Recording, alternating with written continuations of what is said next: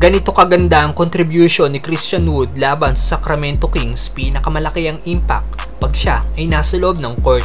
Pero hindi ginamit ng ayos ni Coach Darvin Ham. Pero bago yan, Damian Lillard tinira ng mga NBA fans matapos ang 6 points output laban sa Atlanta Hawks.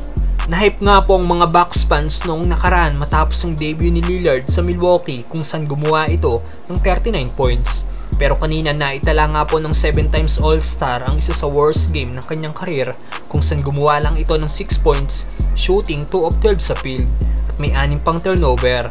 Dahilan para matalo sila laban sa Atlanta Hawks sa score 127-110.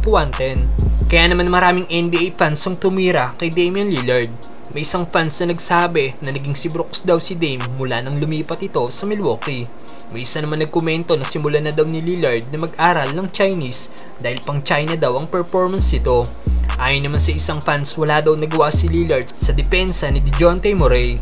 Kahit nakagawa nga lang po ng 6 points si Lillard, still nag-average pa rin nga po ang former Rookie of the Year ng 22.5 points, 6 rebounds at 4.5 assists sa 2 games na paglalaro nito sa Milwaukee. Nangyayari talaga sa isang player ang may off night, pero kailangan gumawa ng adjustment ng Bucks kaysa hayaan silang ma-outscored ng kanilang kalaban. Samantalang Christian Wood, grabe ang naging laro kanina kontra sa Sacramento Kings pero hindi ginamit ng ayos ni Coach Darvin Ham.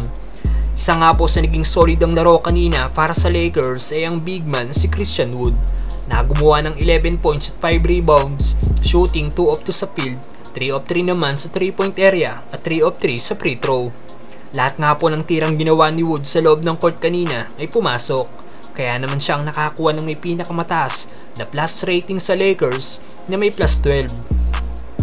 Meaning maganda nga pong inilalaro ng Lakers pag nasa loob ng court si Wood.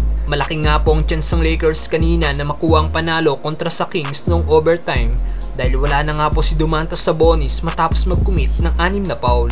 Samantalang nasa foul trouble na din si De'Aaron Fox na may 5 ng personal foul. Pero ang ginamit nga po ni Coach Darvin Ham para maglaro sa overtime ang mga nag-i-struggle sa field na sina D'Lo at Gabe Vincent at hindi ginamit si Christian Wood na solid ang nilalaro para sa team. Advantage na sana ng Lakers ang pagkakaroon ng twin tower sa loob lalo't wala ng dominant big man ng Kings na si Sabonis kaya mahihirapan ng Kings na pigilan ang opensa ng Lakers sa painted area.